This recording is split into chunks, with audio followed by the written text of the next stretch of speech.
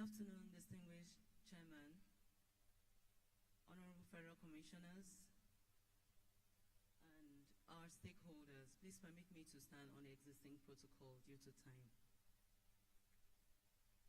I'm here to present the report of the 59th session of the United Nations Commission on Population and Development, CPD, which was held at the United Nations headquarters from the 13th of April to 17th.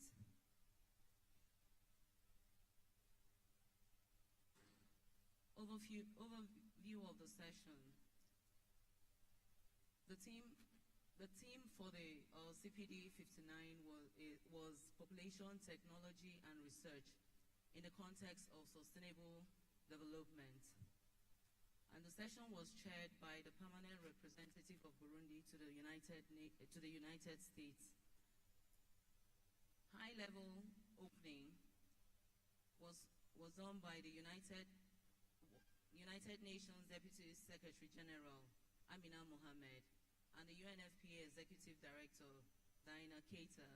Both of them called for a technology that is rights-based, inclusive, and equity-driven.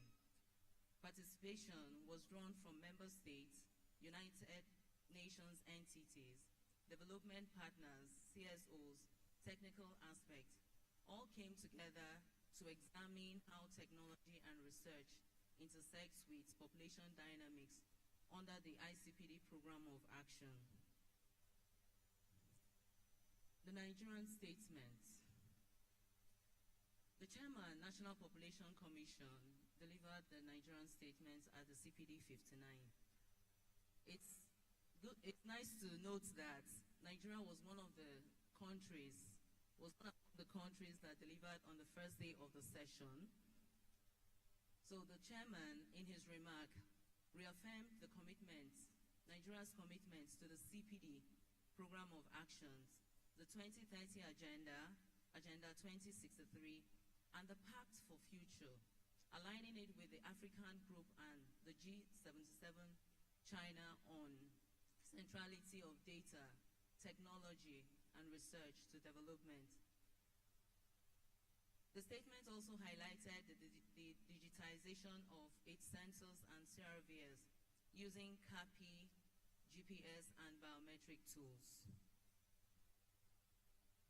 Also, in the chairman's statement, he noted that the population of the country is 227.6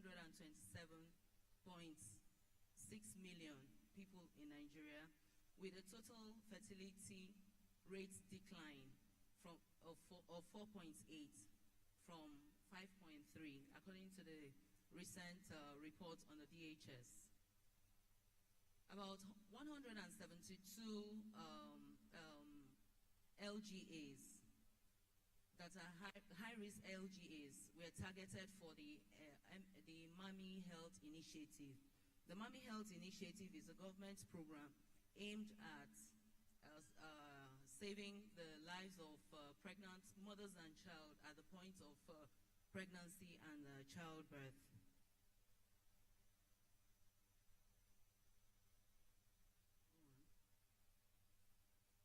Also, in a statement delivered, the key actions and priorities. For the key actions highlighted, the Digital Soil Mapping and Climate Smart Seed Program for Food Security, the Mami Health Initiative, and closing the gender and digital divide through education and AI literacy.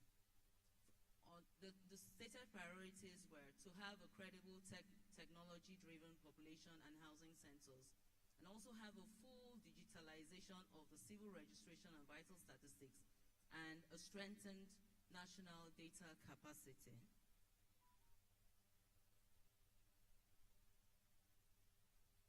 Session's outcome. There was no consensus actually reached. No consensus was actually reached on the CPD outcome document due to the fact that member states remain divided on several thematic areas in the second revised text. These areas are the SRHR language, which was already too weak for the original. It was already too weak than the original program of action, but it was still opened. It was still opposed by some of the governments and countries like Uruguay, Brazil, and Colombia. Other areas that consensus was not reached is the technical transfer from the North to the global South, and the gender-digital divide, and the languages addressing technology-facilitated GBV. So although the second ref tried to balance the issues that that consensus was not able, that the member states could not reach consensus on. The second ref actually also tried to reaffirm the gender equality, rights to development, and the sovereignty clause, which allows members to implement according to their national laws and divergence on SHRH, technology-related provisions. On SRH, technology-related provisions, which were also too wide to breach. So the session at the end came up without adopting any outcome. Therefore, the program of actions of the CPD remains a guiding framework for the CPD 59. Other thematic areas that were highlighted are the technology as a driver. Here, member states believe that AI, geospatial analytics, and biometrics can be a tool that will strengthen the health system, the education system, and also help to have a good population data for as long as they are within the right-based framework. Bridging the digital gap is also one of those thematic areas that was being discussed, talking about the persistent gaps affecting women, girls, and developing countries.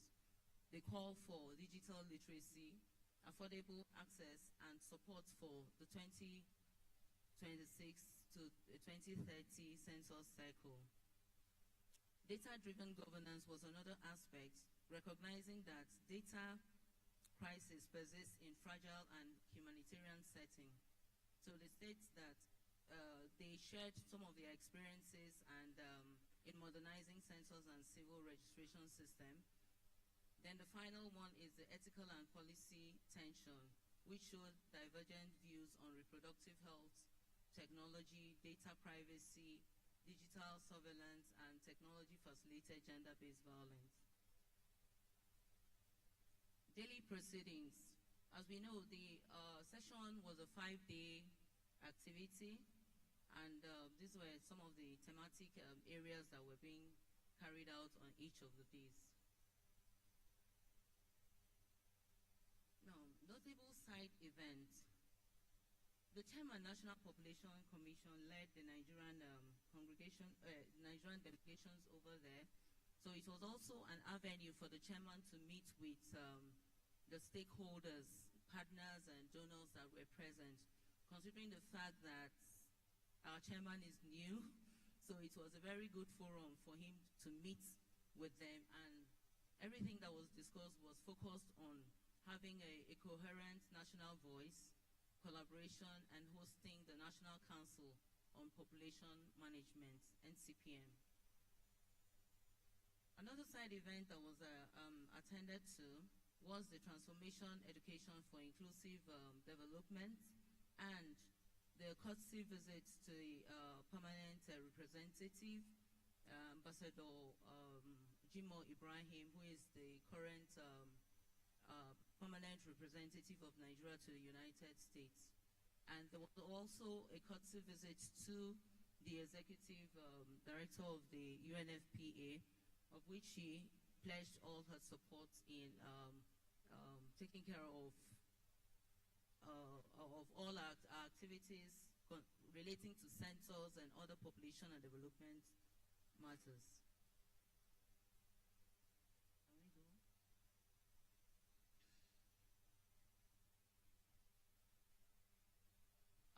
conclusion and way forward.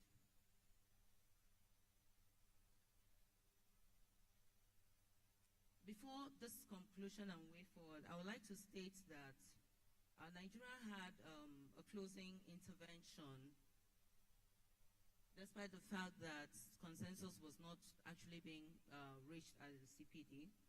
And what Nigeria did was to urge the conference to also try to compromise and then also reaffirmed its commitment to placing data, technology, and research at the center of the ICPD program of action, just like the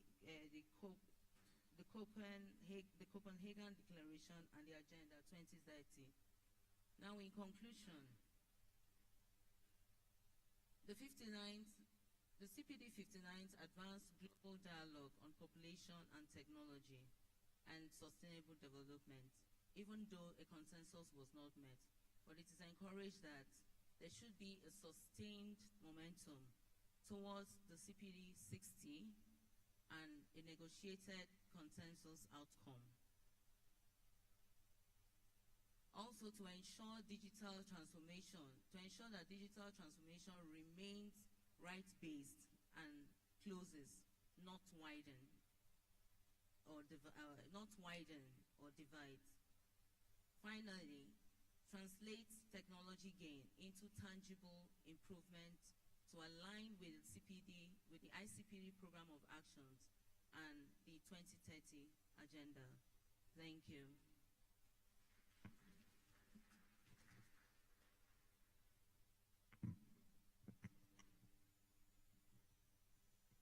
Mrs. Lucia also there, the meeting on the outcome of the 59th session of the Commission on Population and Development, CPD 59. Please, a round of applause for her as she takes her seat.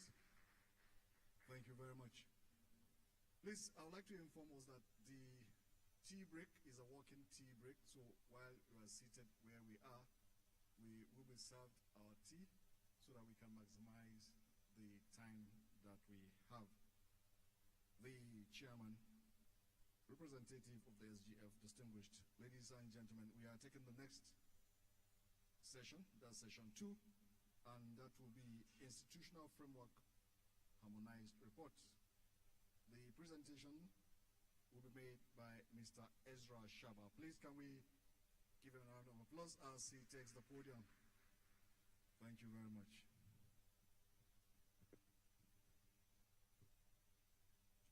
Good afternoon, everyone. My chair, I'll stand on the existing protocol. I'm here to present a comprehensive, harmonized technical report of the Population Technical Working Group process on demographic dividend. Nigerian demographic dividend strategy rests on 5 pillars. 1, health and well-being, education and skills, employment and entrepreneurship, governance and youth participation, evidence-based planning. The 2017 roadmap still applies, but a 2024 review found a major implementation gaps, especially in states. To fix this, MPC / Population Management Department ran a PTWG session in September and December 2025 to assess the progress and design stronger implementation mechanism. The key findings: the review established that the major constraint is weak implementation rather than policy absence. Progress has been recorded in health and family planning. However, gaps remain in education, employment, governance, and data systems. Weak domestication, limited integration into states, plans inadequate financing, fragmented monitoring system, and socio-cultural barriers continue to hinder progress. Strategic outcome: the PTWG developed a national demographic dividend domestication framework and harmonized monitoring and evaluation reporting tools to strengthen state implementation, accountability, performance tracking. Roles of MPC, NDA states and MBS, and development partners were clarified. Recommendations: review and update the 2017 National DD Roadmap, finalize and adopt National DD Domestication Framework, institutionalize DD coordination structures across states, deploy harmonized national M&E system and DD database, strengthening advocacy, financing, capacity building, and coordination. Next step: submit the report to the Director General MPC, review the roadmap, compute the demographic dividend effort index, finalize implementation tools, prepare an implementation roadmap, and validate the outputs. Conclusion: the PTWG process has repositioned Nigerian demographic dividend agenda from policy aspiration to implementation readiness, providing a practical framework for coordination, measurable, and state-driven actions. Thank you.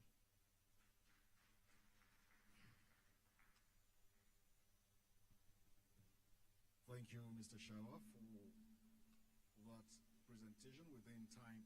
Can we please give Mr. Ezra Shaba another round of applause as he takes his seat? Thank you very much. Distinguished ladies and gentlemen, we are going into the next session, and this will be a discussion panel. The Director of Population Management and Development Department, Dr. Seun Adi Kainde, will be coordinating this session. Please, can we give her a round of applause as she takes the mic? Thank you very much.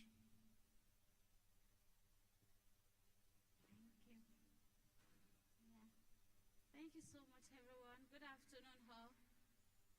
Good afternoon, Honorable Chairman and Honorable Federal Commissioners. You are all welcome. Good afternoon, Director General. And I really want to welcome all our stakeholders. I want to appreciate everybody for your support, for your continuous collaboration, and seeing to the growth and development of Nigeria as a whole. As we'll be starting from technical to advisory, then to the council.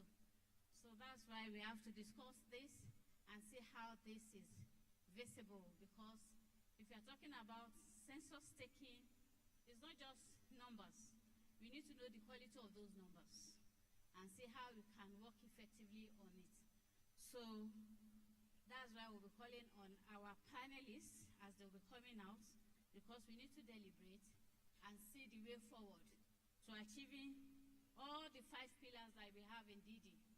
Number 1, health and well-being, including family planning. 2, education and skill acquisition. 3, employment and entrepreneurship. 4, youth and governance. 5, monitoring, evidence-based decision-making. So after all what we are talking about, we need to do a monitoring and check and evaluate that has anything been done, which is part of what we are going to discuss. So please, I would like to call on Dr. Mahmoud Mustafa to please come to the stage, sir. Thank you very much, sir.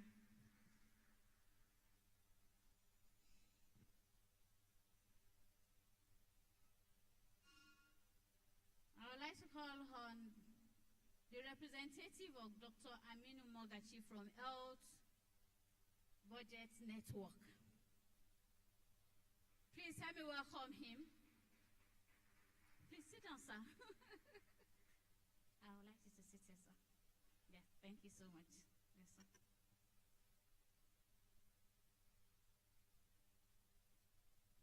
Sickness. Thank you. Then I would like to call on Dr. Haruna Okai. Please, sir. Thank you. Let's welcome the Executive Director of PPFA, Dr. Haruna. Thank you, sir. Then I would like to call on our own barrister Igbe Beatrice to please come on the stage. Please let's welcome her as she comes. Hello, do you have extra mic? Thank you.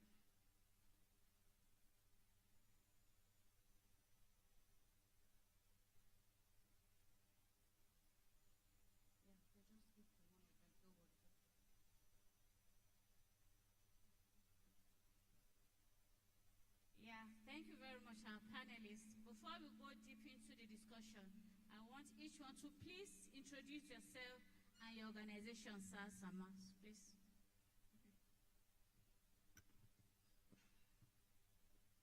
Thank you.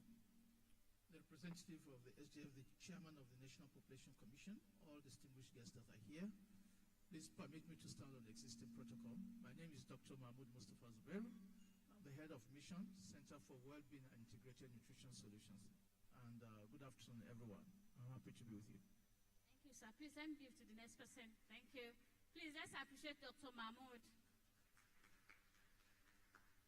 Hello, good afternoon, everyone. The Chairman, National Population Commission, the representative of the SGF, please permit me to stand on the existing protocol.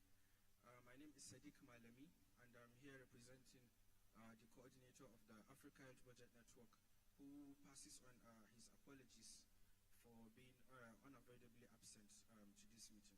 So thank you very much, and happy to be here. Thank you. Thank you. Please, let's appreciate him. Thank you. Good afternoon. My name is Dr. Okai Haruna Aku. I'm the Executive Director of the Pareto Federation of Nigeria. Thank you. Thank you, sir. Thank you so much. Honorable Chairman, National Population Commission, Honorable Federal Commissioners, Director General, all protocols duly observed. My name is Egbe Beatrice Owens, Esquire. I'm Director of Legal Services Department, National Population Commission, HAP. Thank you. Thank you very much, ma'am. Please still hold on to the mic. Thank you so much. Yeah, I would like to build on something first before we go ahead with this. And this will be shared again because I know majority of us should have it. But I want my colleagues to go ahead and share it to everybody so that everybody will have it with them. Actually, this is the policy, the recently revised November 2021. It was said earlier by one of our guests, thank God, UNFPA, that the policy, the first one was in 1988, then there was a revised 2004, and now we have 2021-2022 revised edition. And if you are going to question ourselves on one thing, the question will be, has this thing actually been implemented? If it has been implemented, okay, what has been the impact that we have really achieved? What has been the target we're looking at, and were we able to see it? So these are things that we need to discuss and find out that even if we have not, what are the necessary steps to get it done? Now, when you talk about the policy, please, my colleagues, please go ahead and share. Hello, everyone, please, PMDD staff, go ahead and share this. So please, this policy has 3 institutions to its composition. We have the Population Technical Working Group, and we had the Population Technical Working Group. We've had a series of meetings, and that was why we had to give that report on what we've been doing. Now, Technical Working Group is shared by our DG, Director General, and he has been part of this conversation. There were even a time that we had to go to Cairo, Nasarawa State, to stay there for days so that we could get something out of the Technical Working Group to submit to Population Advisory Group.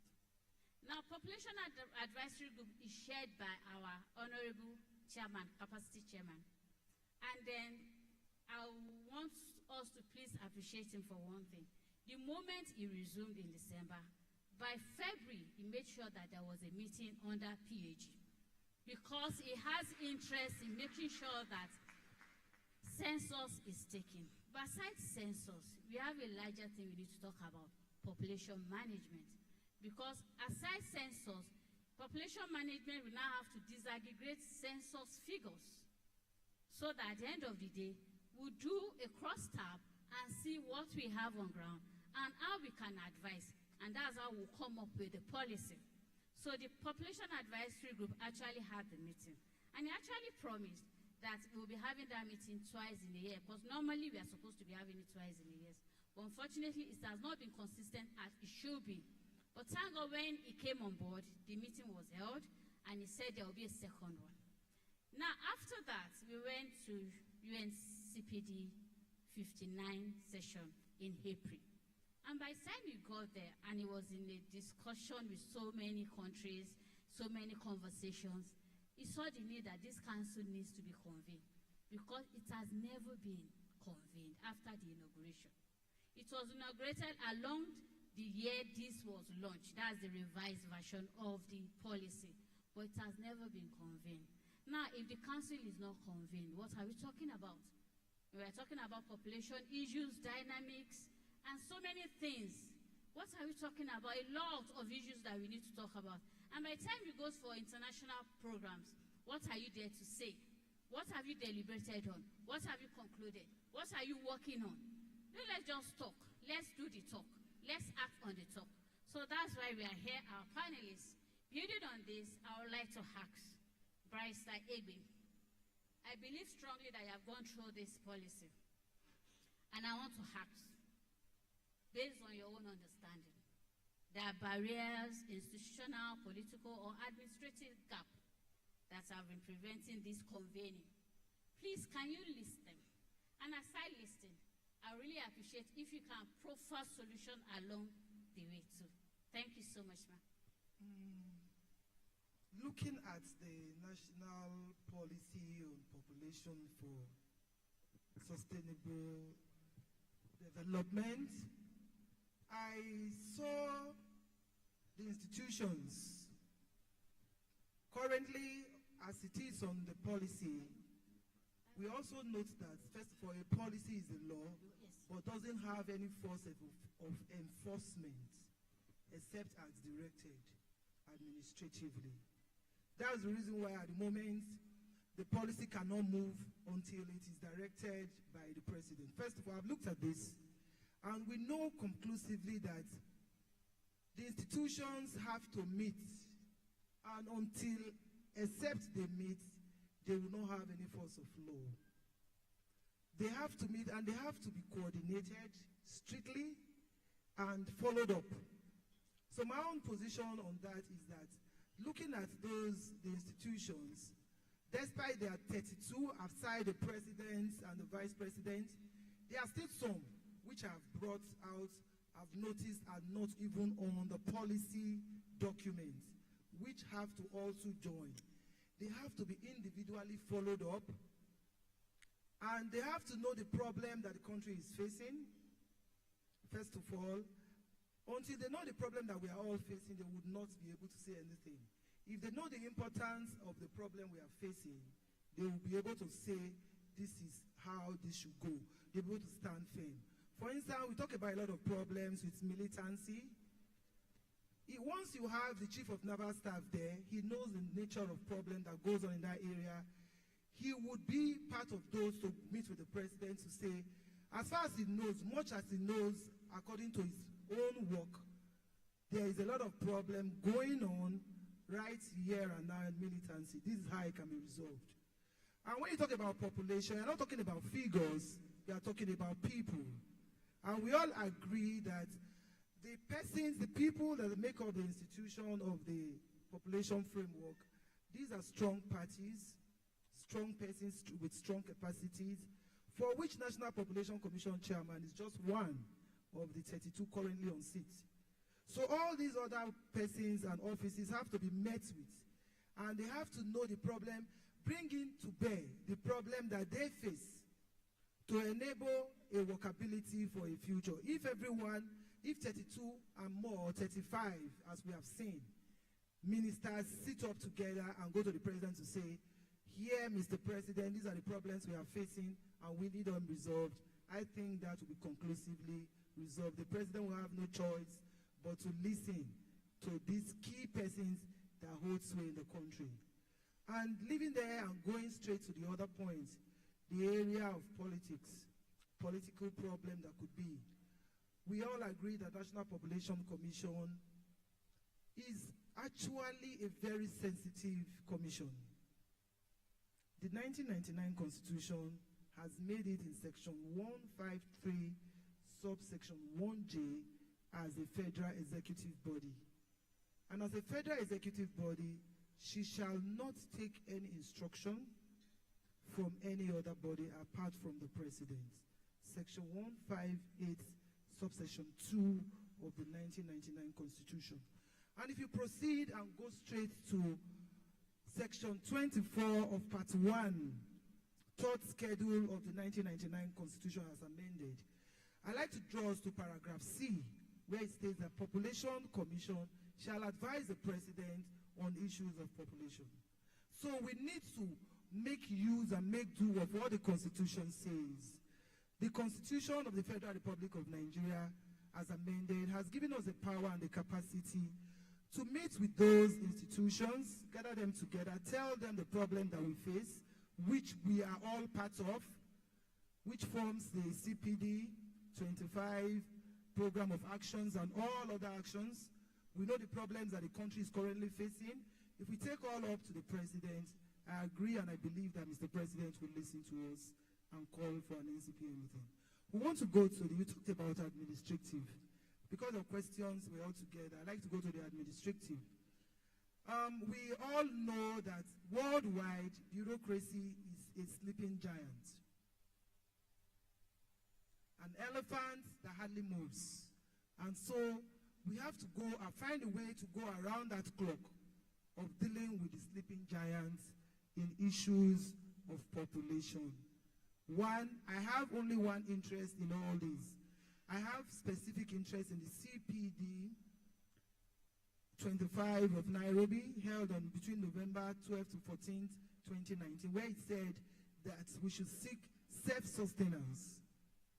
There is the need for the Federal Republic of Nigeria to have a decennial law that would ensure that there is census by every 10 years in the country. Until and except we have a law that says that every 10 years there must be a census in Nigeria, I don't see how we can force the president to do anything. Apart from that, we also need to sue for funds, self-sustenance. Thank you very much, Mr. Medrich. Thank you very much, sir. I really appreciate. Please, can you let me give it to Dr. Aminu? Please, sir, if you have something to add to it. Dr. Okay, please take the mic. Hello, sir. Please, if you have something to say to her to what she said, please, sir. Can you go ahead? That has to do with council convening. What are the barriers that you have seen? Because you've been part of us, the technical working group. We've tried so many meetings based on technical working group meetings. But this one, to be convened, has been a challenge. What do you think we are not doing that we need to do? Thank you very much, Dr. Kehinde, for this question. Well, if I'm to write on what Barrister have just said, I think a major barrier is this legislation of this census. Very important, because we continue to talk about budget issue or no fund for census, but if it is a legislation and passed by the president, like she has said, the NC, National Council on Population Management, advises the president on population issue, and we know what we are facing right now, then definitely, if it is on a legislation, there is no way we can miss the population of this country where we are. We all know the crisis we are passing through now. So if we do that, just like INEC, there is no way, I'm just giving you an example, there is no way every 4 years a body will stay, or the president will continue to stay in office after 4 years. There is no way. Now, if this legislation on this census, every 10 years, we do that. And if we improve just the way the team from the last CPD 59 said on digitization, then from there, we can be projecting on the population without any issue. So I still insist that one major barrier is to make sure that, yes, it is a law, that yes, every 10 years we have this population. Thank you very much, sir. I really appreciate. Meaning that the way the law is binding HINEC to be done every 4 years, we should have that law too. That no matter what, it's census time, then it has to be done. So on this, I will ask Health Budget to please add something to what has been said thus far. Thank you. Okay, so thank you very much. As you all know, the NCPM is chaired by the President of Nigeria, with also being chaired by the Vice President. So one of the challenges that we have in the convening of this council actually is for the President to even have time to be the chair of this council. You know, there are also some selected governors and also some ministers in this National Council of Population Management. So the issue has been time for them to be chairs of this council so that we can convene the meeting. So one of the ways forward is due to the national realities that we have of this country, the poverty, the unemployment, the youth unemployment, insecurity, food insecurity. This has now become a matter of national priority, which has to be stressed to the presidency to, you know, take it serious. Because if you look at all the problems we are having here now, the problems are actually stemming from the high population we have in this country. So one of the critical ways forward is for sustained advocacy to high-level institutions to take leverage of the friends we already have, for example, in the roof office of the SGF, the NSA, to name a few, so that they can stress this point to the presidency so that we can have this on a consistent basis for the convening of this council. One of the critical ways forward is, you know, the National Population Commission can actually submit a formal request to the presidency, attached with a compelling policy brief that is stacked with evidence and data about the issues that we are facing, which will make, you know, the presidency to actually take this as a really, really serious matter. Thank you very much. Thank you. Thank you so much. Let's appreciate him, please. Yeah, based on what has been said, actually, MPC has done a lot, and we are still doing so much. As I've said, we should submit, and we actually submitted recently, and we had audience. When we came back from the UNCPD, report was submitted, and aside that, Chairman had to submit another memo to request for the convening of this, and we are having response towards that. But I would like to go on the second question to Dr. Mahmoud. Please let me give it to him. That, sir, based on what has been said thus far, NCPM is the apex and is president that is chairing this. And when it's conveyed, it will provide the highest level platform to secure all of government commitment to demographic dividend and population activities at large. Sir, how do we build a compelling case with evidence, urgency, the right messengers to get the president to convene this? Thank you very much. Just as a rider on all the previous discussions and the barriers that have been highlighted, I just want to emphasize one point. I think we'll miss it if this point is not well taken. The first point is that the NCPM is not a committee. We need to move away from that committee thinking and make it actually a national development platform for national development platform.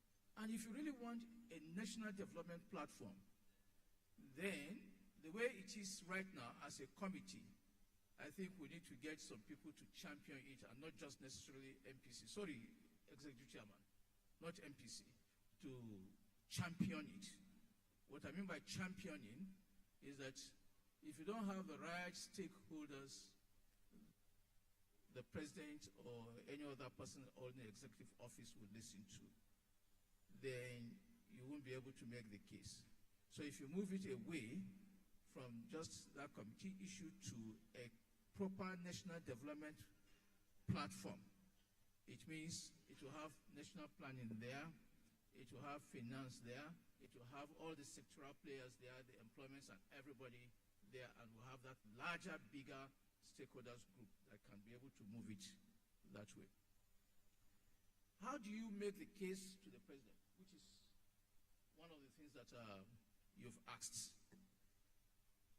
I try to articulate the entire thing in my head.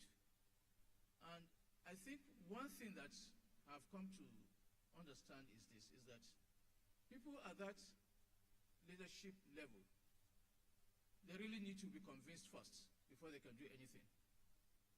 And I think to make them convinced is to present the evidence. And I think the evidence that population is good for us, the population is blah blah, is necessary for planning. No. I think we need to reframe that evidence from that kind of picture. And what am I saying? If we have population trends and we can demonstrate over several decades how these population trends have affected the kind of health that we receive, have affected the kind of education that we were able to give to our children or we got, or has affected how we're able to plan our urban centers, etc., etc. And we have that kind of trained population with these major effects that it has on us. I think that is a very compelling evidence that you can use to project. Because as Mr. President is sitting, if he knows that 50 years ago, he received an education when the population was 100, and he was able to attend to the nearest school to him 1 kilometer away. But today, the population is 100 million, and yet he's not able to attend the right school until he travels 5 kilometers away. Then he knows that there is a problem. And I think this is the context in which I think we have to reframe the issue. The second thing, you need to get the right messengers that will carry the message. You have prepared the evidence, you have prepared the brief.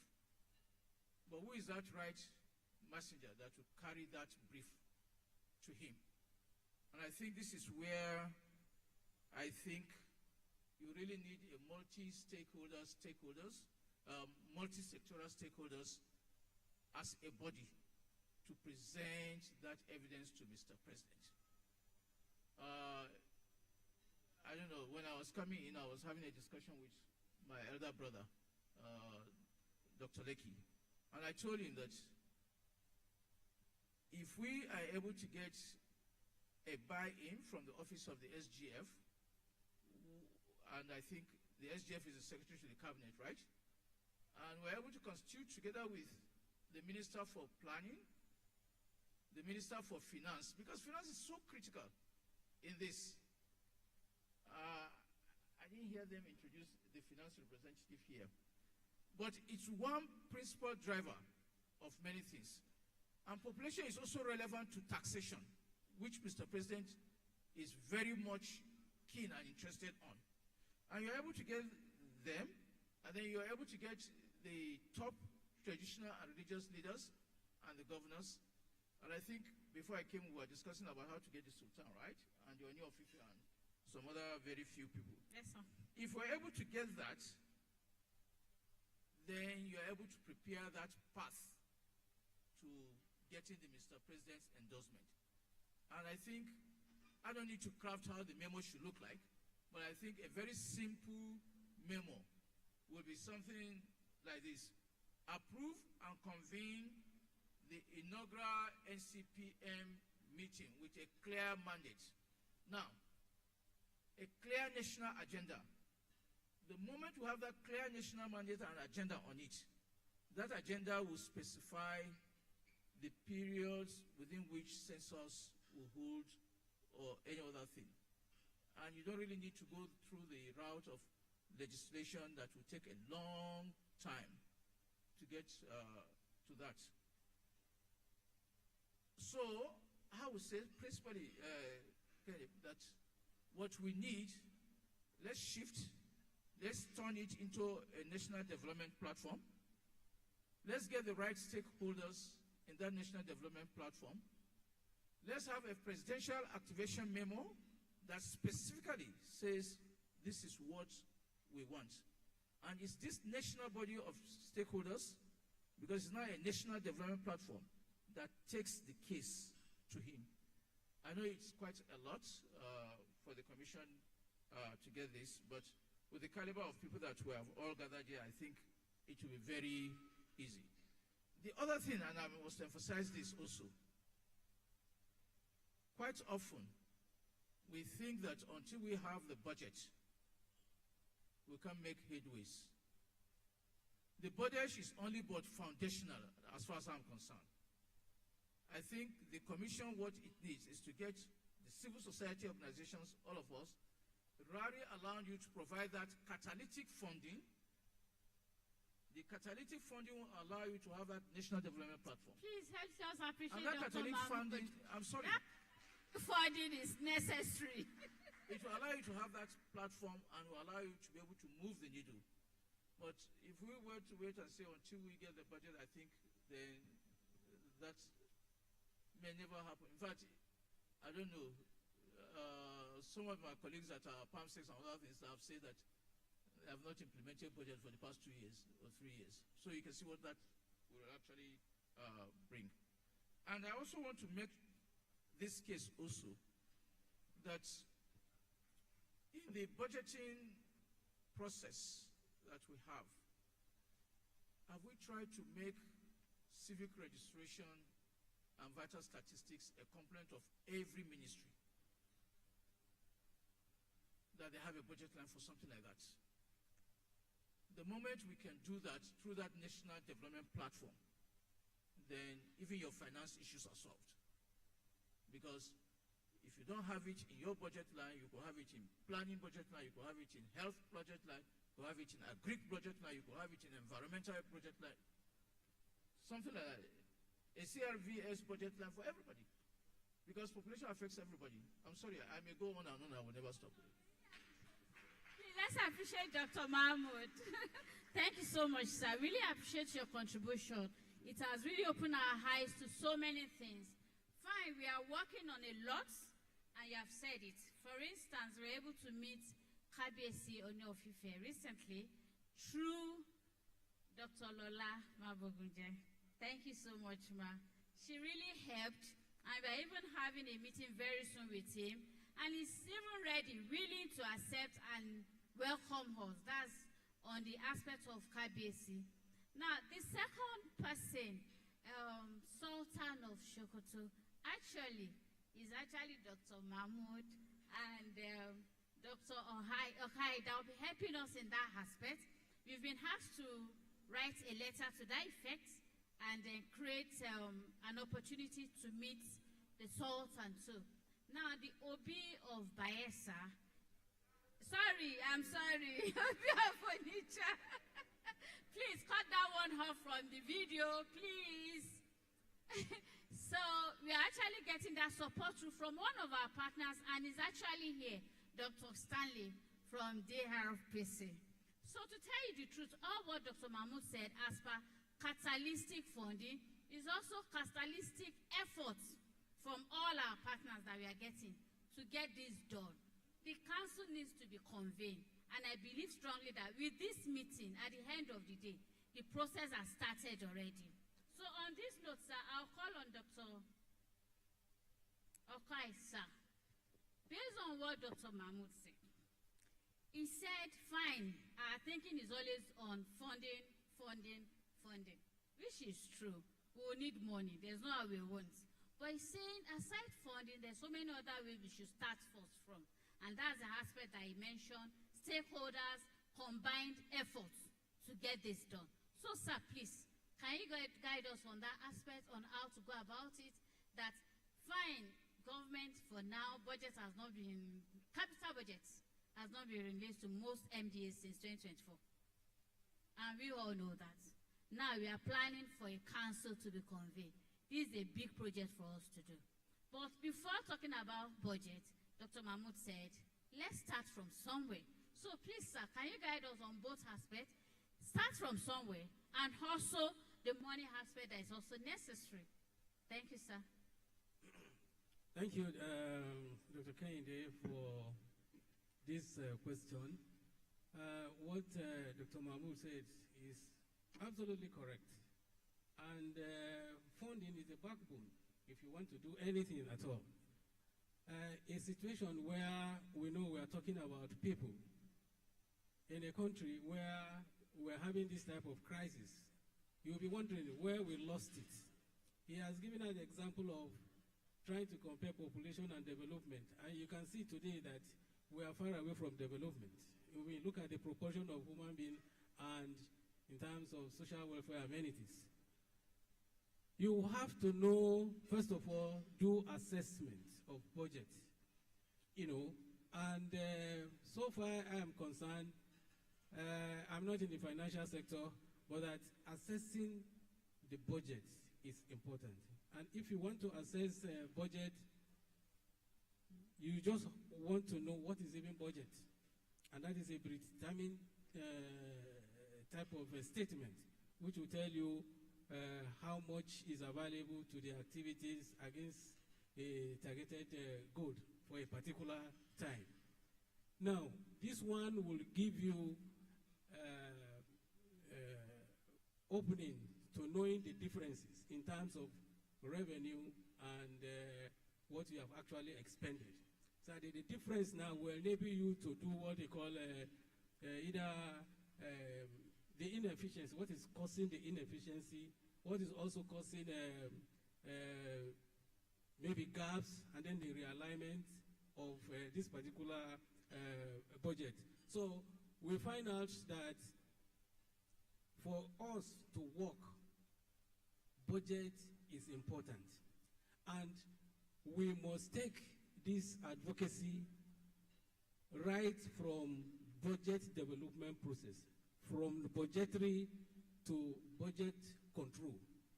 We must know what is there for this particular work or for National Population Commission. Now, we've been talking on this particular budget for National Population Commission, and that one takes us to when we had, was it APLS the other day, we're talking about Part C in the budget. Yes, now, sir. the Part C, the budget for agency like National Population Commission is there. It's the same thing where you find budget for INEC. And we know the importance of INEC. We also should also know the importance of National Population Commission. So we must come together in a coalition, people that can speak with one mouth, and see how to track this, our budget. How far have they been expending it? And what is the problem? Why are we not having it? Because we need budget to do whatever we want to do at all, even up to census. Not to talk of when you want to do census. Despite the fact that stakeholders can come, both international bodies and even locally, to do this thing, we must make sure that there is a budget line completely for National Population Commission for us to be able to implement activities in the National Population Commission. That is the way I look at, first of all, you assess budget to see how you can track it, what is the revenue, how it's been expended, and how we can reallocate because of priority. Thank you very much. Thank you very much, sir. Please, can you appreciate Dr. Aruna? Based on what Doctor said, sir, we need the budget as guidelines.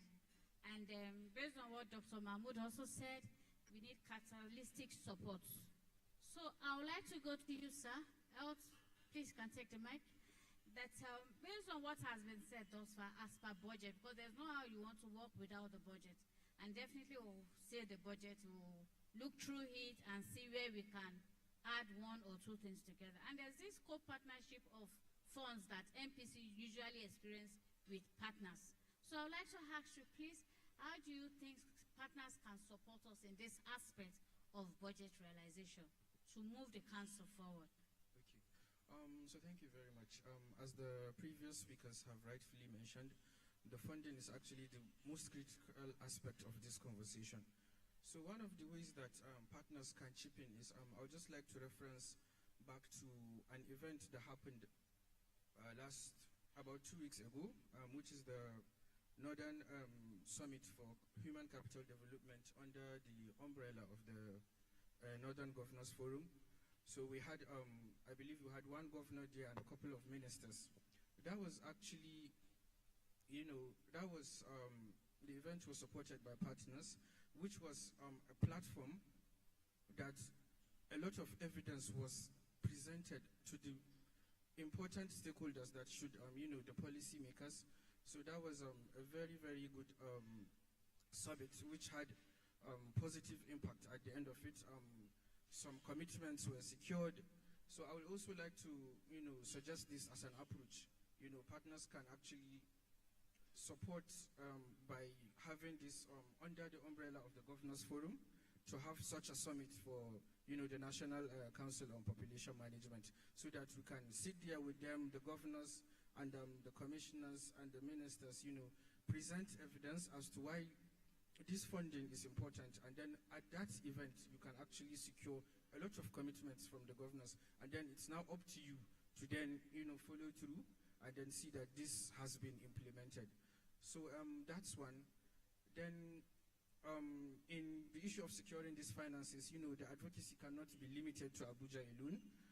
The National Population Commission, I believe, has state commissioners.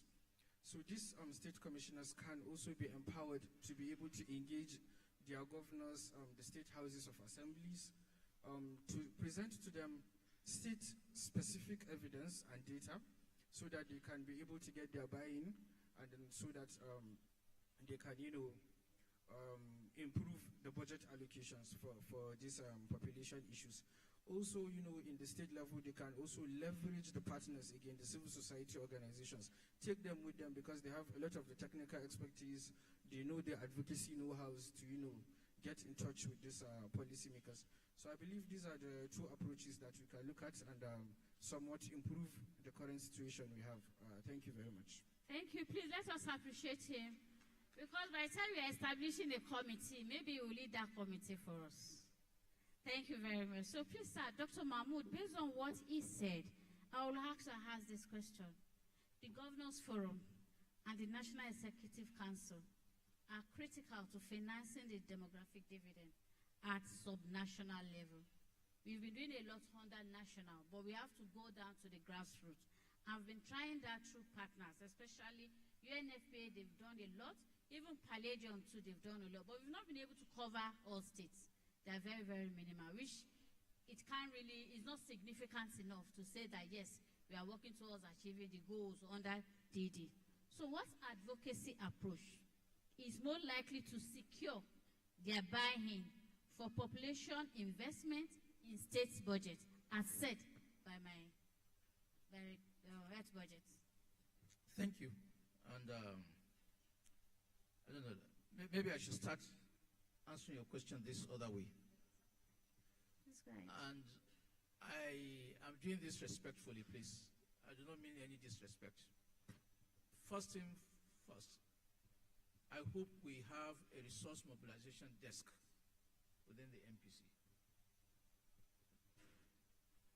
Yeah, because if we have a resource mobilization desk or desk officer for resource mobilization within the MPC, that's a starting point that can galvanize and align the civil society and the partners.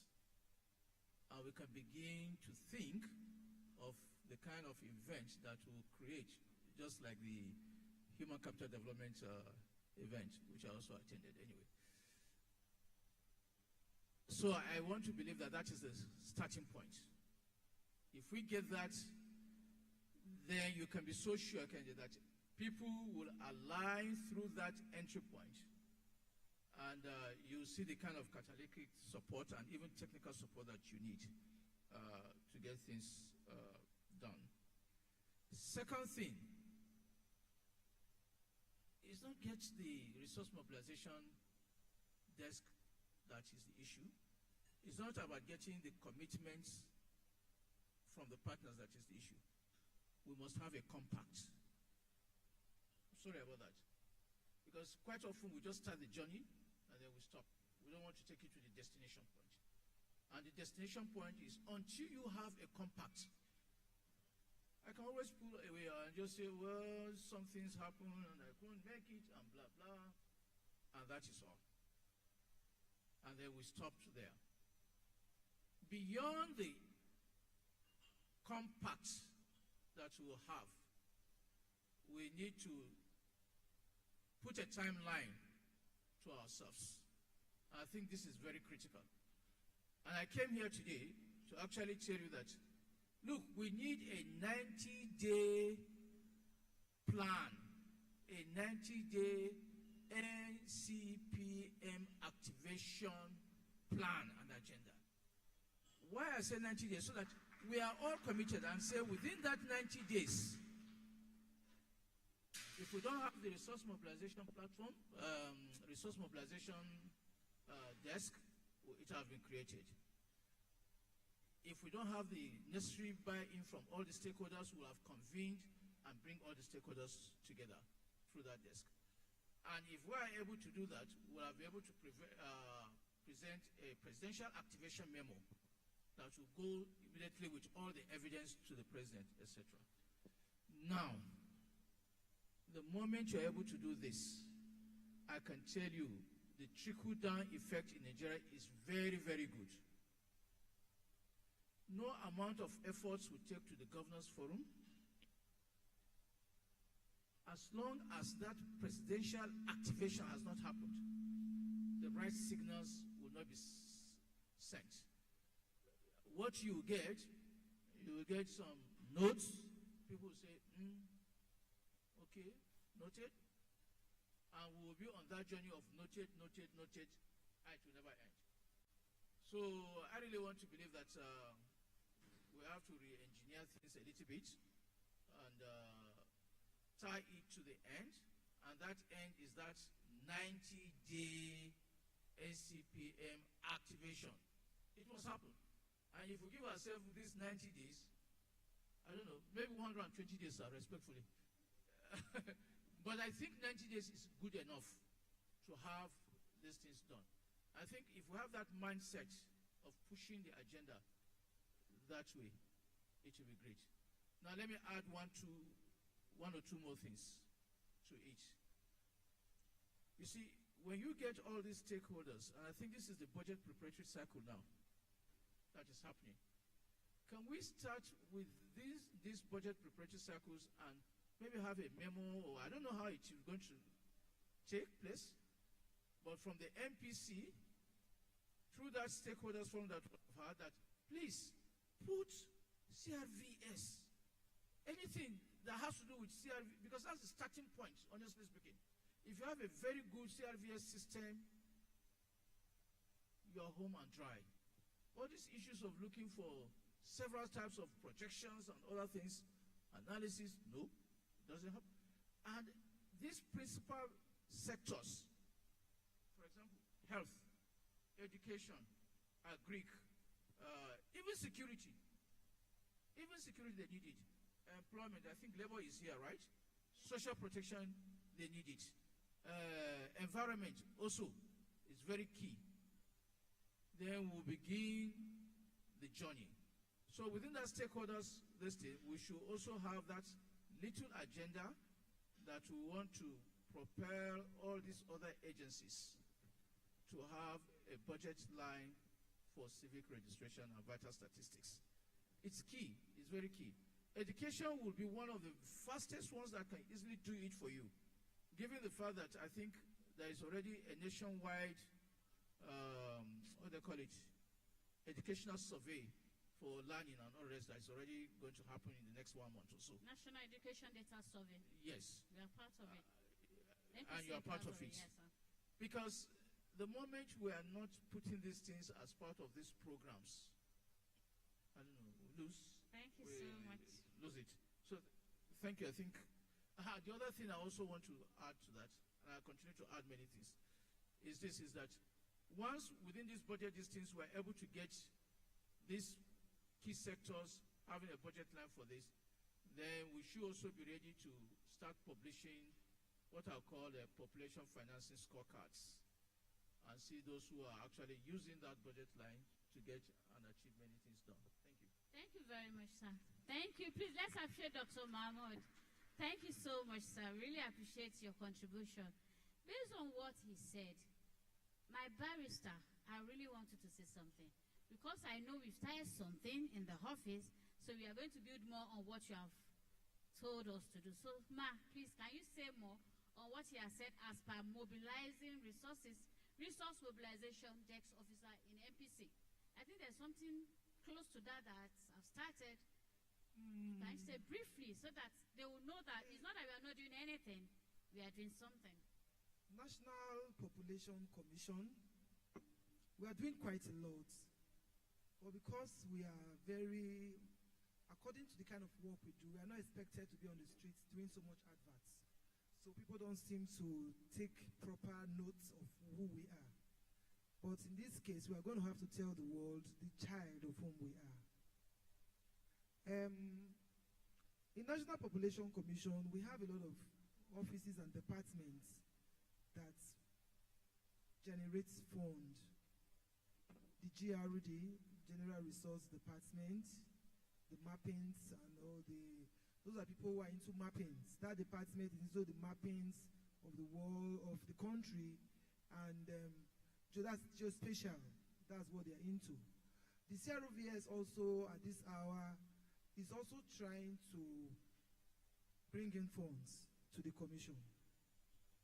Once you are beyond 18 years and you are asking for any document from National Population Commission, you are expected to pay a fine, like the law demands, for MPC.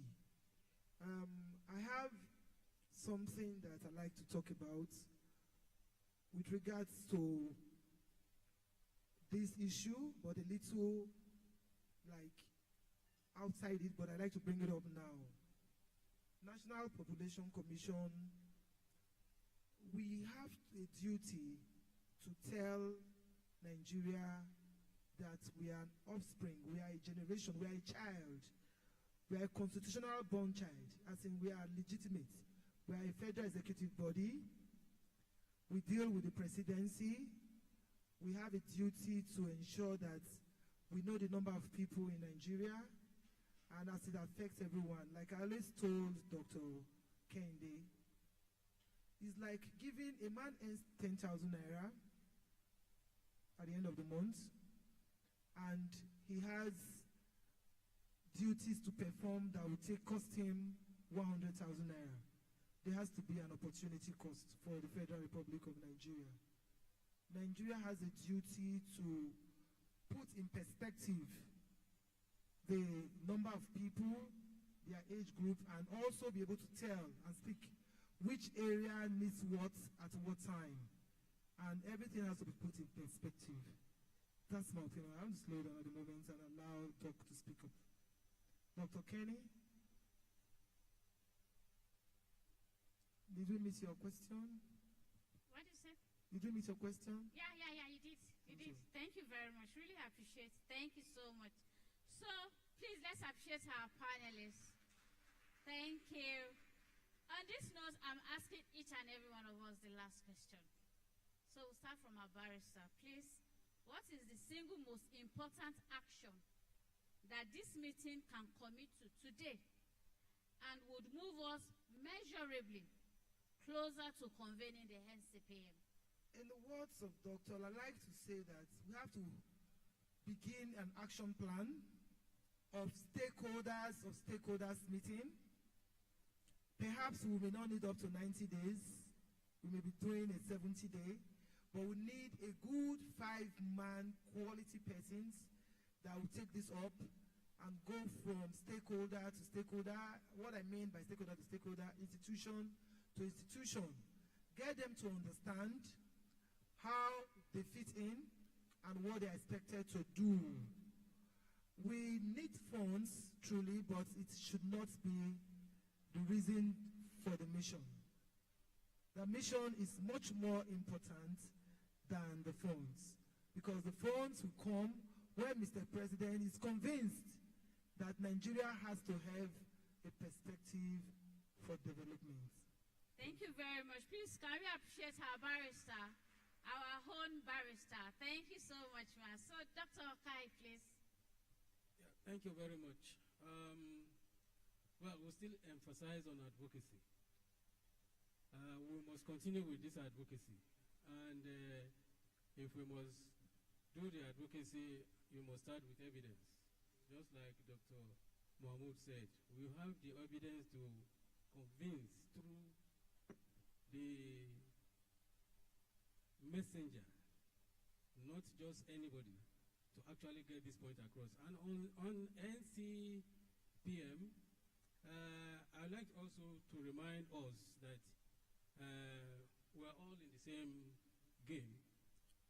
MPC also has a way of generating revenue, because to me, it's the house of data, and anybody can come there to take data for research purpose, and which can give us a meaningful way of taking decision. And in the process of coming to take data, I know it's part of MPC, you must pay to get this data. So it's another way of also generating revenue, because if you do your budget, if you do your assessment of budget very well, you have to align it with what do you even have in your own pocket before you want other stakeholders to come and put it. So on this note, I would say, apart from this revenue generation for MPC, we also must continue with advocacy. Thank you. Thank you very much, sir. Thank you. Please go ahead. Yeah, so thank you. One of the, as the question says, one single most important, like you mentioned earlier, that the request has been submitted already to the president for the council. So one of the things I can think of now is a coordinated high-level follow-up should be formed as a result of this meeting. So we should have, with the leadership of the National Population Commission and the high-level stakeholders, there should be sustained follow-up to see that this request that is being submitted is actually has been approved by the president. So yeah, that's just what I can think of in brief. Thank you very much. Please, let's appreciate you. So, Dr. Mahmoud, please, what do you think we need to do? I think simply, I'll put it this way. We've had a meeting here, right? So let's start from this meeting venue. Now we all agree and commit on a 90-day activation map, road map, or plan. If we all agree, we say, yes, we agree. I'm putting a question to the House, because that's the starting point. Thank you so much. Thank you. Then the MPC will now take the second step to either constitute a very high-level task team. I'll call them a task team, not a committee. Task. And they will be given specific tasks to handle. And I think one of the tasks which Barrister alluded to, which you also alluded to, and which Dr. Liston is, that presidential brief which you said has already been done. That memo should go. But together with that memo, this task should also come up with a draft agenda for this 90-day period of what we will do by this time, by next time, by that time. And then once we're able to do that, then they can dovetail into a proper implementation plan as things evolve. That's the way I'll put it. Then, lastly, but not the least, and this is a very strong point for me, and I think you have always known this. CRVS is the foundation for population. How do we institutionalize CRVS in every activity of every Nigerian, every day, irrespective of which sector you belong to? I keep saying it. I don't know. I'm a little bit older now, But I know when I was born, my village head will register whosoever was born. They will make announcements, and they had small little registers in their books.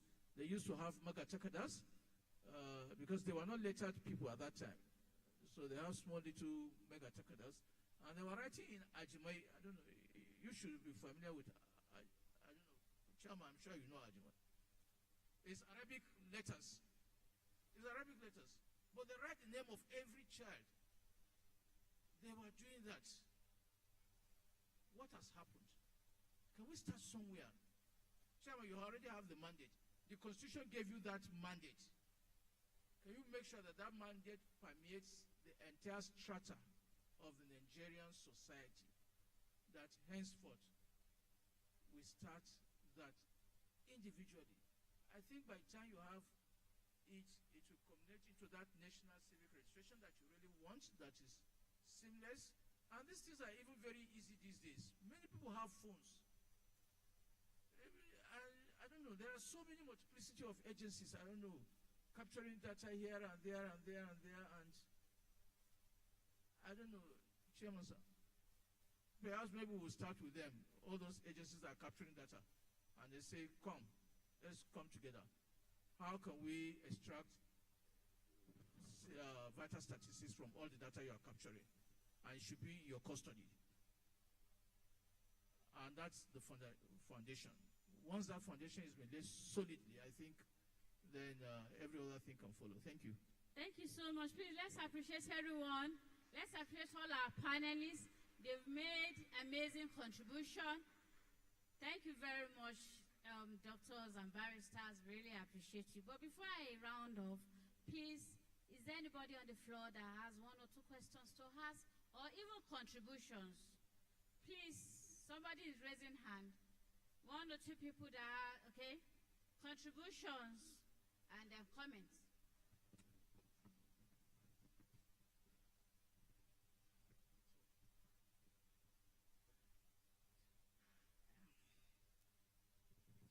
Chairman, sir, let me also stand on the existing protocol. I want to thank the panelists actually because they've taken us somewhere already. As we were talking, so many things came to mind. And it has been mentioned. A critical one is this.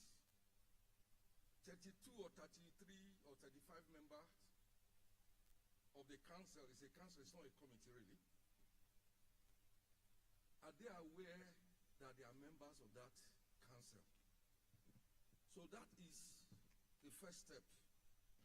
Probably, because Chairman has actually alluded to the fact that he will be visiting, we can take up that list within the 90 days we have agreed.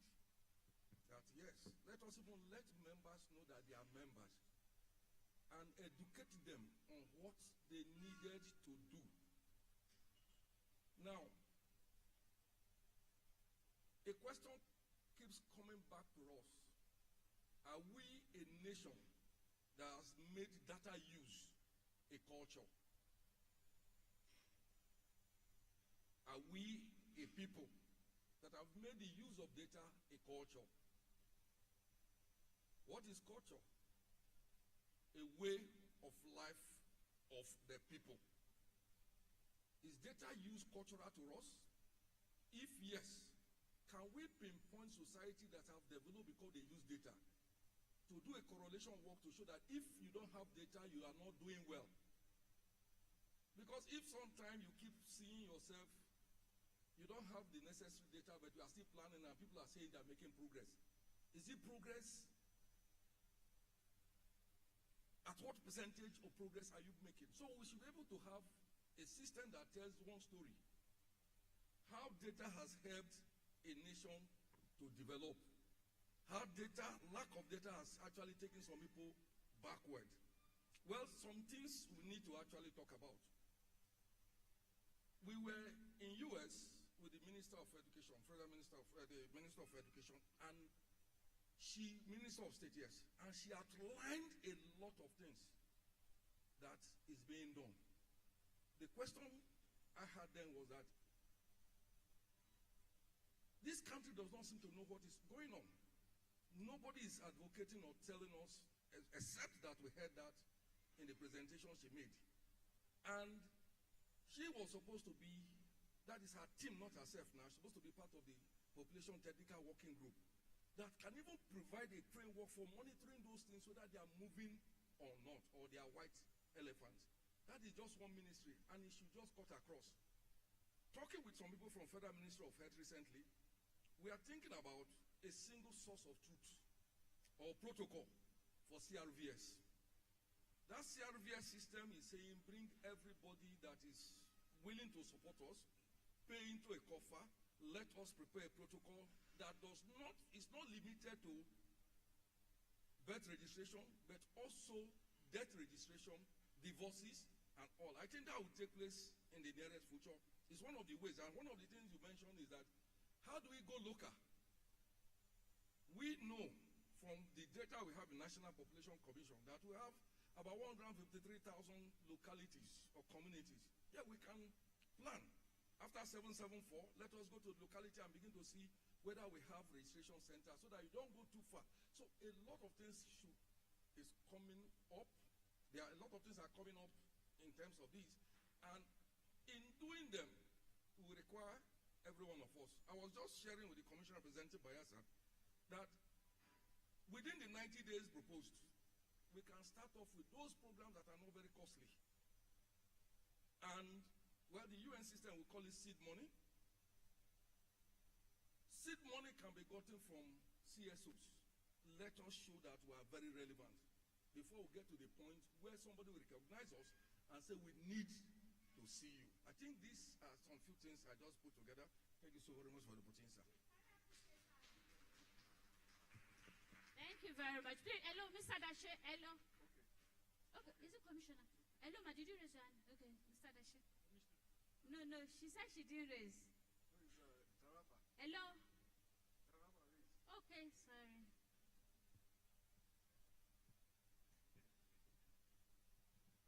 Yeah, thank you very much. My name is Sani Sule Saleh. Welcome, sir. Federal Commissioner representing Taraba State. Yeah, I wish to commend our discussants for the very brilliant ideas that you have shared with us here. What I have come to conclude is that, you know, the more we talk, the more we see the urgency for the activation of the NCPM. So, I think it's time to start working hard towards seeing to that activation. But I want to put it also on record that the National Population Commission has done a lot. We have had extensive advocacy, which took us to some former presidents. I remember President Obasanjo, President Goodluck Jonathan, the Chief Justice of the Federation. These are people who are in the National Council of State and who can also contribute greatly and meaningfully towards making the National Population Management Committee or Council to start working very hard. I want to also say that what the present chairman of the National Population Commission has done differently is to move us from a state where we had, you know, what we call a lobby group to source money for us from the government, to now look inwards. How can we create avenue for enhancing our own revenue? He calls it the Revenue Enhancement Committee of the NPC, which is a standing committee. I'm sure if we are able to succeed in this area, we would have enough capacity to move around on ourselves and to mobilize towards the NPC.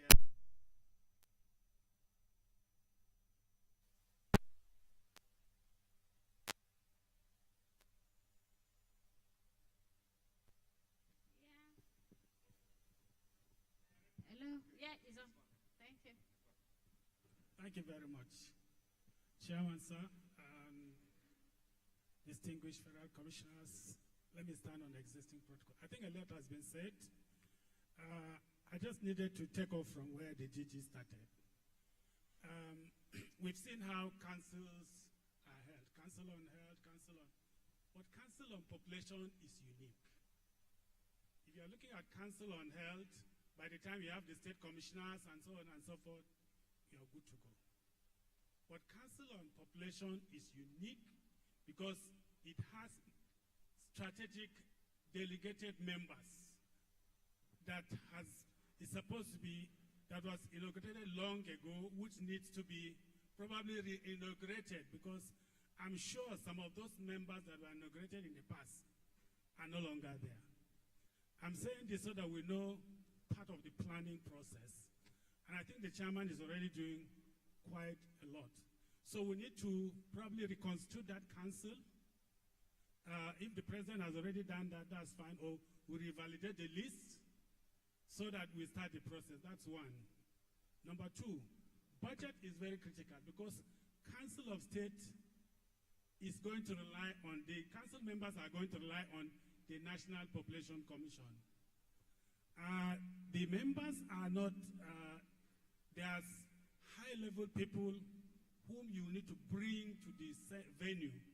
Unlike Council on Health where commissioners can come with state funds and so on and so forth. But the way we are going about it is fine because if we articulate recommendations based on what is happening, we've discussed here, and the advantage the National Population Commission has is quite unique. We have critical interventions that we can drive our recommendations around. There could be a recommendation on census, why we've not been able to conduct census. There could be a recommendation on CRVS, just like my brother said here. There could be a recommendation on demographic dividend. Critically, with data sets to show how we've not been able to galvanize or achieve these things that goes to the president, then we use those, if the president accepts, then we use those recommendations to find partners to support events because the recommendations will go with a tentative agenda. If it's a one-day council or it's a two-day council, a tentative agenda saying the things that will be discussed. And so if demographic dividend will be discussed on day one, you may probably find partners that will be able to support that, maybe bring partners to support the process. So that is the way I think we should think because it's supposed to be based on the recommendation that emanates from population technical working groups. And I think the discussions that we had here should be streamlined and focused on the critical roles and responsibilities of the National Population Commission around, not just around the population policy. There are issues that are not in the population policy which can be added to the recommendation based on the progress that we've made in implementing population policy, even going back to 2004. I think that's the point I want to add so that we know what we are supposed to do. Thank you very much. Thank you. Please, I would like you to give it to Dr. Lecky. Thank you. Please, please. Right. Thank you.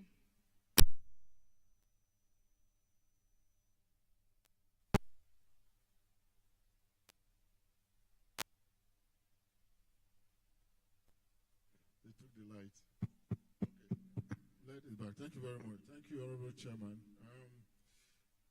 There are two main issues in this discussion. One is a report back from New York, good, and then this issue of activation of the Council of Population Management, Council of Population Management. I think we need to focus on that as a deliverable, and it can actually be delivered. So my point is in support of what Dr. Mahmoud has said. I think the chairman needs to constitute a small group, and actually a task team, to deliver it within a specific time frame.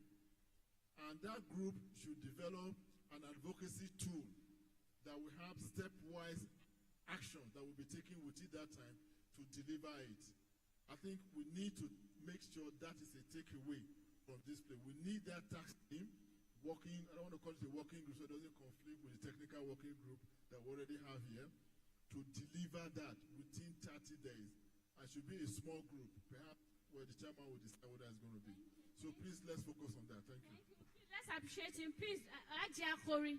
Please, Ajia Khori. Please, just be brief. We'll be done. Oh, sorry, I I didn't know. I'm so sorry, sir. Please, commissioners. I'm really sorry, sir. I didn't know. Mr. Chairman, very distinguished members of the panel, I am Professor Henry Ogiri. I represent River State. I was not going to speak, but an element of our discussion is missing, and I thought I should remind us. In all our discussions, we have left out the role of the media. All right? Now, when you talk all these beautiful discussions we are having here, if we partner with the media properly, and these informations are carried on national network news, the president might even see and begin to think about it before the high-powered, council or panel or committee goes to even brief him. He might even be asked questions. What is happening? So I want to encourage us to engage the media as partners in progress on these discussions we are having here, so that at the end of the day, Nigerians are made to also know that beautiful ideas is being discussed that concerns the generality of the country. I must really thank the panelists for your beautiful work, especially Dr. Mahmoud. You raised very critical points. They are practical steps, and I think that we should be able to push this forward. Thank you very much. Thank you, sir. Thank you so much. Please, let me give it to Ajia. And please, let's just be brief because we are... Thank you so much, ma'am. Okay, thank you for giving me the chance to talk. The chairman of the commission and all protocols duly observed, I totally agree that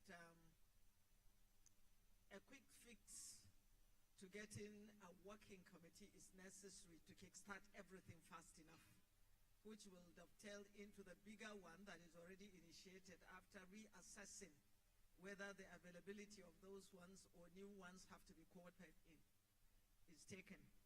I just like to add that, you see, one of the main pillars of the commission is data. And we look at all this suggestion given by Professor about all the agencies and every other agency that deals with data.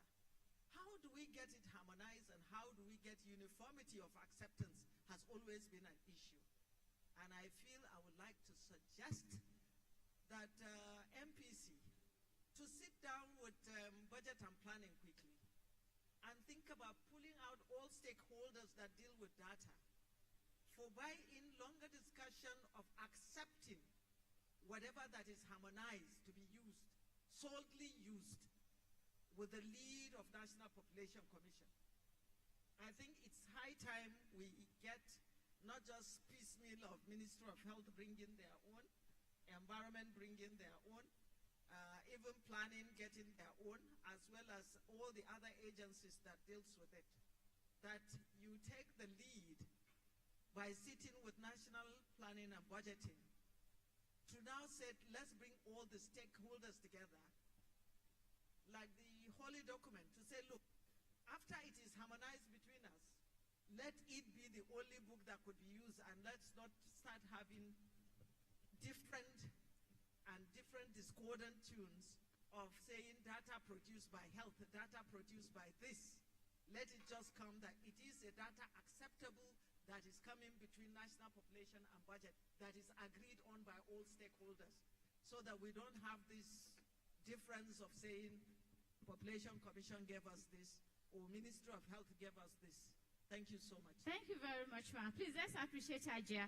So, Honorable Federal Commissioner, Dr. Etuji, sir, I'm excited you are contributing. Thank you very much, Honorable Chairman and Federal Commissioners. My own contribution is just to encourage the PTWG to do more work. My understanding of the organs of the population policy is that one level of the organ fits into the next one and up to the next one. We want the council, the National Council on Population, to meet. We should be more concerned about what are we placing before them. It's not just to convene a meeting that's as important, but what exactly do we want them to discuss? What they would discuss depends on what is fed from bottom up. So if the if the PTWG does their work, there are recommendations, outputs from what they are doing. They are the working group. And like you have all said, is multi-sectoral. If all the sectors come together, the policy was revised in 2021. That's about 5 years ago. What have we been doing in these 5 years? How much output can we see from the PTWG? It is the output of the PTWG that will lead to recommendations that will be presented to the council. It's those recommendations that will create the appetite for the council to want to meet. If you have series of recommendations that you're sending to council, the appetite to meet, to discuss and make resolutions on those recommendations will be there. That's not discounting all the other suggestions that have been made. But in addition to all those suggestions, let us put together the output of the work of the PTWG. Like we've gathered now, I would have expected that part of the conversation will focus on those outputs. How far have we gone from 2021 to 2026? What are the issues on board? What have we discovered? What are the loopholes in the implementation of the policy process and so on and so forth? This is what will feed into what we want to present to the advisory group and from there to the council. Thank you very much. Thank you very much, sir. Please, let's appreciate Honorable Federal Commissioner. Thank you so much. So can we round off? Nobody else? Thank you. So now I'll go on the conclude. Hello? So please, I'll go on to conclude based on what we have had thus far. Stakeholders mobilization, advocacy with evidence, coordinated high level, and the follow-up. The 90 days activation roadmap with agenda. High level tax team in line with memo, then implementation plan. And a lot has been mentioned, and I believe strongly we'll get from the report and have others. Then the Ministry of Budget and Economic Planning, they've been part of the process, and we invited them as well too. So on this note, sir, I want to say one thing. Technical working group, they've been meeting. They met severally. And part of the report is what we presented today, which is a continuous process. Definitely, we are still going to say that and work. It was harmonized technical working group recommendation that we presented today. So based on the recommendation and the additional one that we are saying here and that we have had, will be added, and we'll go ahead and do the needful. I really want to appreciate all our panelists. Thank you so much for all your contribution. They are well noted and will work in line. Even you still receive letter from us, definitely, to add up to whatever we have. Please, can we appreciate them? Please. So I want to ask for dignitaries to please just snap with our panelists before we go for lunch. Yes, thank you. Thank you very much, Dr. Kainde Adi, the Director of Population Management and Development Department and the moderator of this session. Thank you very much. Can we give all the panelists, please, a resounding round of applause? Thank you very much.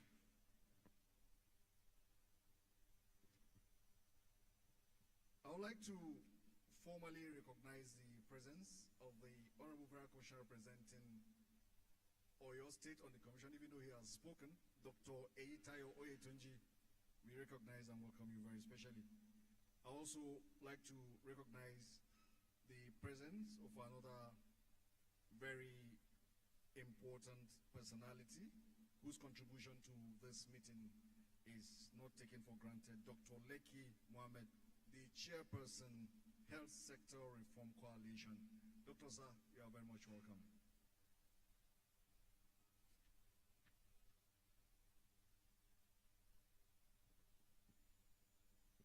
So thank you. As we take our seats, the chair of the Population Management Committee, National Population Commission, is going to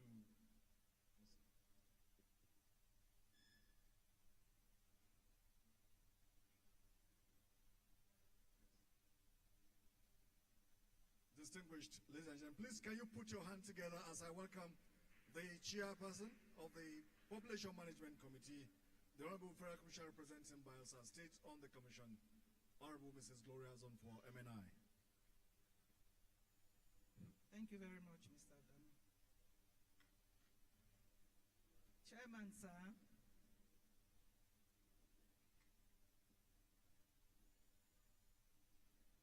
Honorable Aminu Yusuf, the Talban Ushishi, and our very own one and only chairman,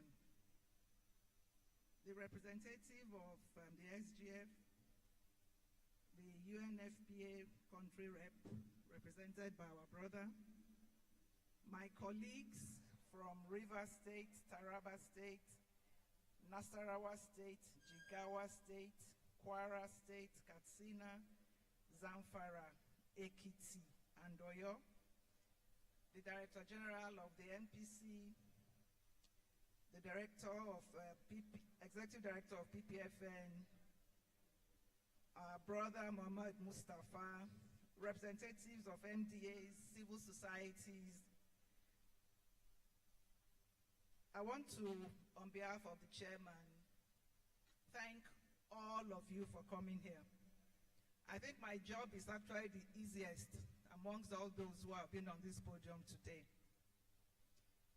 I think the committee, or the department and committee, we have our job cut out for us. Like many people have said during the question and answer session, the commission is doing a lot. Most of the things that have come up, we're already doing quite a lot. I won't want to bore you with all what we are doing, but I want all our partners to know that most of the things that we have discussed today here, especially what the panelists have done, I will specifically thank the panelists for all what they have advised us to do. It's a work in progress, and I know that we will achieve our result. The council, well, it's been a struggle really up to this point, because most letters have gone, most memos have been sent out, but unfortunately we've not got the required attention. But with this new strategy that we want to use now, I'm very sure we'll go forward. I know that during the CPD 59, one of the outcomes then was the issue of advocacy. And that is what we have also stressed again today over and over. So we'll make sure that we take the issue of advocacy very seriously. The first line charge for the commission is something I think we've put into one of our reviews of the policy for now. And we're also believing that by the end of the day, that will also help. But we also usually will have a challenge with the budgets. We have the envelope system, and it's what you are given in the envelope that you run with. So I think that has also been a major challenge, but we're believing that with the internally generated revenue idea that Mr. Chairman has brought on board, we'll be able to add to whatever the federal government is given. Professor Mahmoud talked a lot about the ECRVS. We are doing a lot in that area also. Right now, I think without your birth registration, you cannot register for NIM. And I think that's something that it's a plus for the commission, and we are working hard, and we are really getting there for everything. In that regard, we are also advocating, which is part of our advocacy, that all children who are starting school from age 5 must have a birth registration. That's another thing we are also working on. I want to again thank everybody for spending time to be with us. And I believe God will all achieve our aim. I want to thank all the partners who have contributed to this, who have made this day possible, especially UNFPA. They are our constant allies on this matter. I want to thank MSI and our brother, Okay. Thank you very much for always being with us. I want to thank all the others who have spent time with us today. And I know that Mr. Chairman will take all the suggestions that we have made here today, especially the 90-day fast track on making these issues known to Mr. President.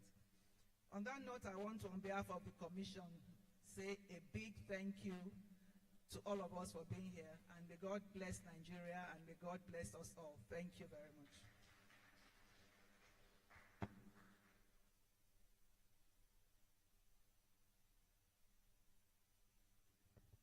The Chairman, Population Management Committee, and the Honorable Federal Commissioner representing Bayelsa State on the Commission, Honorable Mrs. Gloria Ozumfor, MNI, there with the closing remarks, please. Another round of applause for her. She takes her seat. The Chairman, National Population Commission, Honorable Federal Commissioners, the representative of the SGF, distinguished ladies and gentlemen, you will all agree with me that indeed this meeting has ended on a very, very successful note, and Nigeria's population and management governance system will have a new lease of life to deploy as we set towards achieving the set objective of a better Nigeria. It is on that note that we draw the curtain to a close of this expanded stakeholders debriefing and strategic engagement meeting. The chairman will lead the Honorable Federal Commissioners, our partners, and the directors for lunch. Please, this is the protocol. Chairman, the Honorable Federal Commissioners, our distinguished partners, and the directors, strictly the lunch. Please, the rest of us, we have our lunch here, and it's enough to go around for everybody. It is on that note that I invite us all to rise on our feet as we close with the National Pledge. At the count of two, we go together. 1, 2. I pledge to Nigeria, my country, to be faithful, loyal, and honest, to serve Nigeria with all my strength, to defend her unity, and uphold her honor and glory. So help me God. So help us all, God. Amen. Thank you very much. So please, a quick photograph. The chairman. You have the PTWG members now. They've not snapped with the chairman. So the PTWG members, please. The PTWG members.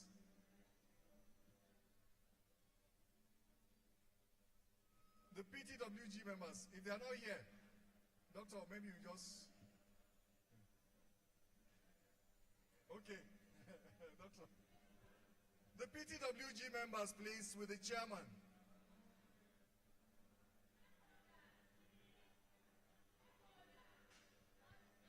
All stakeholders,